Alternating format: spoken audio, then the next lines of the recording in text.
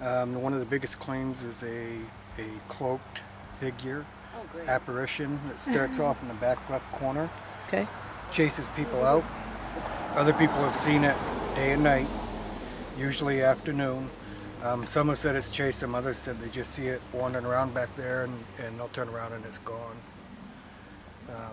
Behind the wall, there's a lot of reports of activity.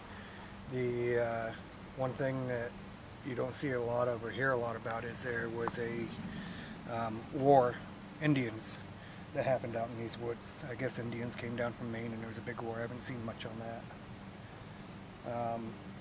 There's also legends on the road, a quarter mile down the road. If you say, Betty Gilson, I have your baby, she'll jump out in front of your car. I don't suggest anybody try doing that, because if it looks real, you don't know if it is real. And then there's the biggest activity in here is sounds, lights going through the woods, and a lot of photographic anomalies. So I'll be anxious to see. Even during the daytime, they say, you get a lot going on. So the cloaked figure is... in that back left corner. You'll see him down in that corner, and he'll chase people out. Other people have said they've just seen him wandering around, kind of keeping an eye on what's going on, and then he'll like disappear behind a tree and be gone. All right. But he'll chase you to the gate. He won't leave the cemetery.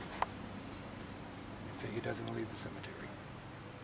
Another interesting fact, a lot of these stones in here, you can find records on a few of them, but a lot of the names and people in here you can't find anything on them. There's no records for them.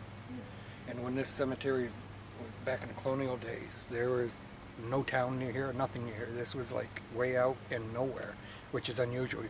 They'll put a cemetery on the outskirts of a town, but I mean, this was like far away from anything. There's also a legend about a house. No documentation could be found on that there was a house here. The people living in it, the house either burnt down or they burnt it down and and then there was another house built on top, and that one caught fire and burnt down, and then they put the cemetery here.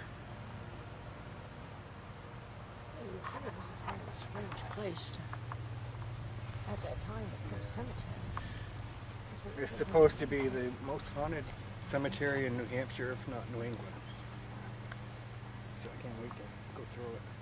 You see in the middle there's an indentation, and there's a lot of unmarked graves in here. That's they used to use wooden caskets. And of course they rot out and drop down with the dirt, and they say that one right in the middle, people will lay in it, and it'll either be really hot or icy cold. So kind of anxious to try that too, but my theory on that would be and I see bare ground there, if that's got a shadow cast over it and it's a hot day, the ground is going to feel cold. And if the sun is hitting right on it and it's not a very hot day and you're laying it, the ground is going to be hot. But I meant to bring a temperature probe to stick in the ground and measure it. I didn't know about the houses.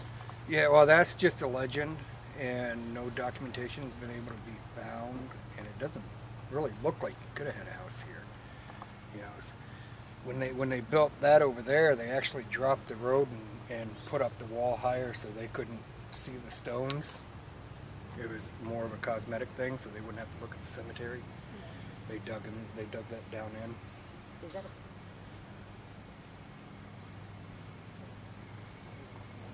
Biggest problem we're going to have is a lot of noises are heard and stuff, and you got the ball fields. Yeah, there's a lot of fields that look like on the satellite. Yeah, and I've heard cheering and all that going on. So if you were in here, you know, nowadays, a long time ago, there wasn't much around, but nowadays, any noise, you don't know if it's contamination or.